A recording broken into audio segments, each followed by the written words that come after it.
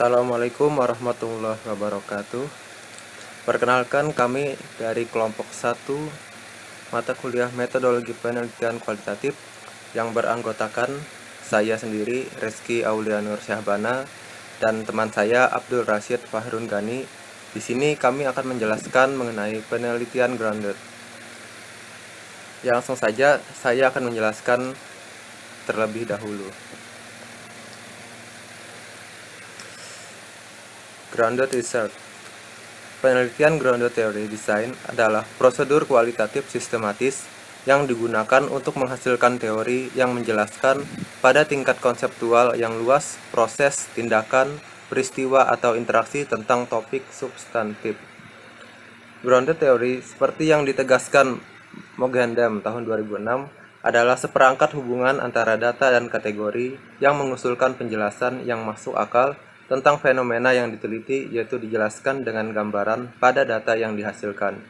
Grounded theory dimulai dengan data yang kemudian dianalisis dan ditinjau untuk memungkinkan teori atau jenis pengetahuan tertentu dihasilkan darinya.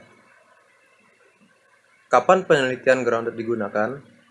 Grounded teori digunakan ketika peneliti membutuhkan teori atau penjelasan yang luas tentang suatu proses. Grounded teori menghasilkan teori ketika teori yang ada tidak membahas masalah atau peserta atau partisipan yang ingin peneliti pelajari. Karena teori didasarkan atau grounded dalam data, ia memberikan penjelasan yang lebih baik daripada teori yang dipinjam. Karena hal tersebut sesuai dengan situasi, benar-benar berfungsi dalam praktik, sensitif terhadap individu dalam suatu lingkungan, dan mungkin mewakili semua kompleksitas yang sebenarnya ditemukan dalam proses tersebut. Tujuan dari penelitian grounded. Salah satu tujuan dari metode grounded theory adalah untuk merumuskan suatu teori yang didasarkan pada gagasan konseptual. Tujuan lain dari metode grounded theory adalah untuk menemukan perhatian utama para peneliti dan bagaimana mereka terus mencoba untuk menyelesaikan risetnya. Jadi, dapat dikatakan bahwa tujuan metode grounded theory dalam riset kualitatif adalah teoritisasi data, yaitu sebagai suatu metode penyusunan teori yang berfokus pada tindakan atau interaksi sehingga sesuai digunakan dalam riset keperilakuan. Selanjutnya, kemampuan tertentu yang dibutuhkan oleh peneliti. Yang pertama adalah toleransi dan keterbukaan terhadap data dan apa yang muncul. Yang kedua, toleransi, kebingungan, dan kemunduran, di mana jangan merasa bodoh saat teori tidak segera menjadi jelas. Yang ketiga adalah resistensi terhadap perumusan teori yang prematur. Yang keempat, kemampuan untuk memperhatikan data. Yang kelima, kesediaan untuk terlibat dalam proses pembuatan teori daripada pengujian teori. Itu adalah metodologi pengalaman.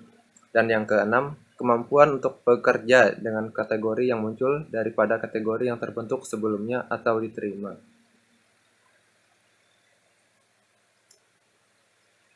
Tipe desain penelitian grounded. Di sini ada 3 versi utama yang sering digunakan, yaitu adalah the original Emergent Model by Glasser and Strauss pada tahun 1967. Kemudian ada the Revised Systematic Model by Strauss and Corbin pada tahun 1990 dan 1998.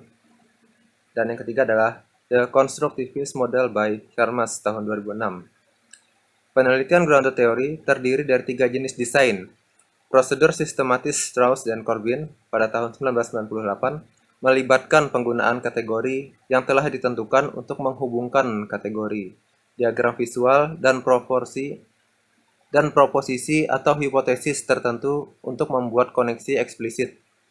Desain yang muncul konsisten dengan ide Glasser pada tahun 1992 yang mengandalkan eksplorasi proses sosial dasar tanpa kategori yang telah ditetapkan sebelumnya.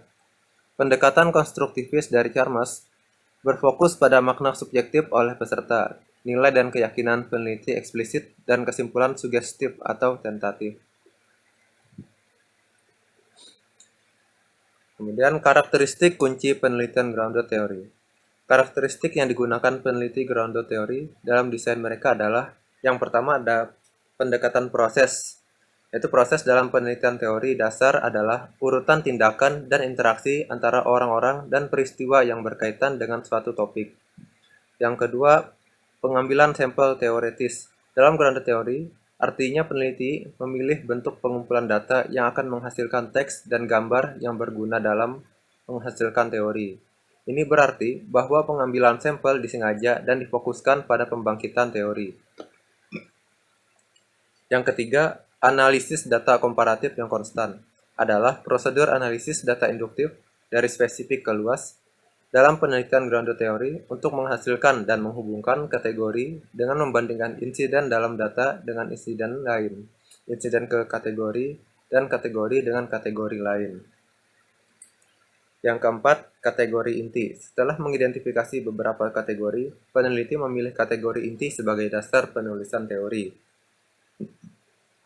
Yang kelima adalah generasi teori, yaitu teori dalam penelitian grounded theory, merupakan penjelasan atau pemahaman abstrak dari suatu proses tentang suatu topik substansif yang didasarkan pada data.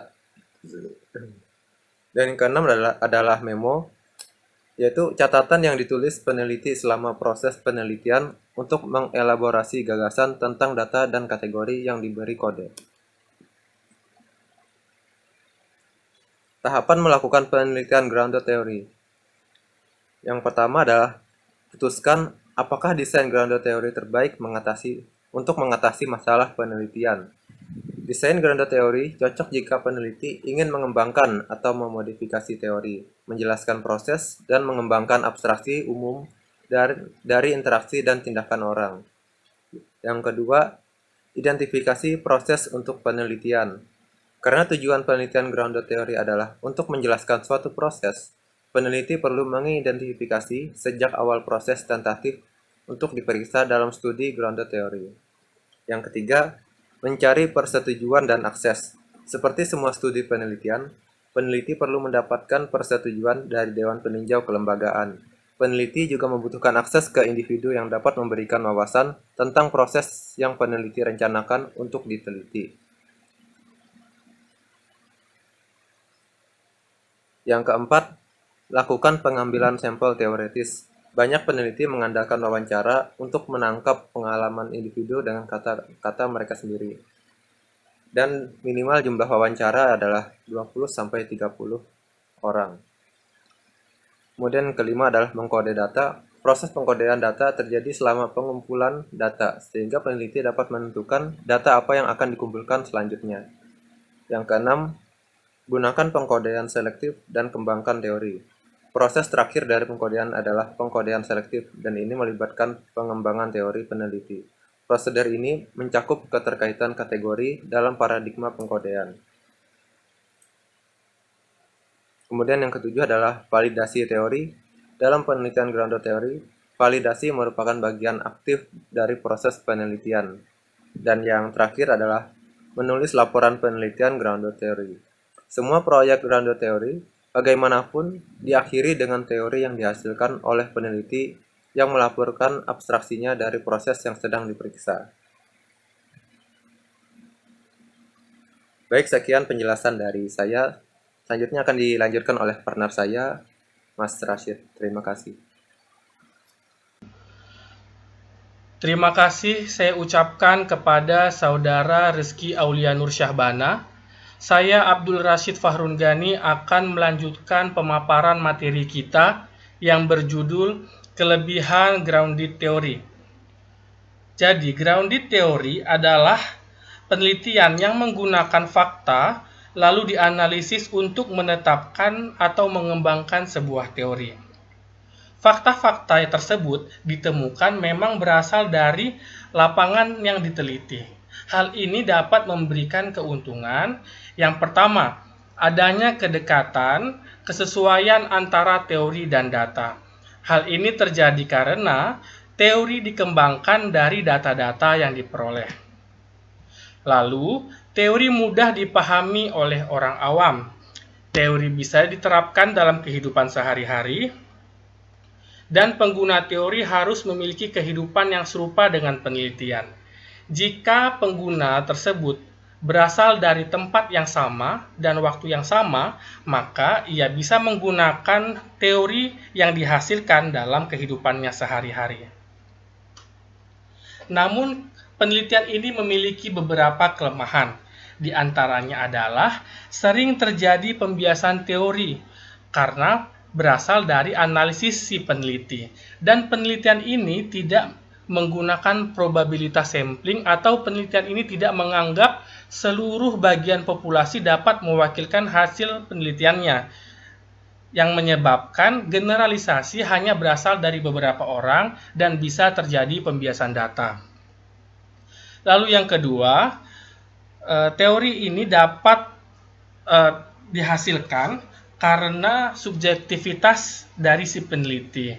Yang dimaksud adalah apapun yang terjadi pada saat penelitian, bagaimana cara peneliti mengolah data, bagaimana cara mengambil data, sampai menggeneralisasi dan membuat suatu teori hanya diketahui oleh si peneliti tersebut.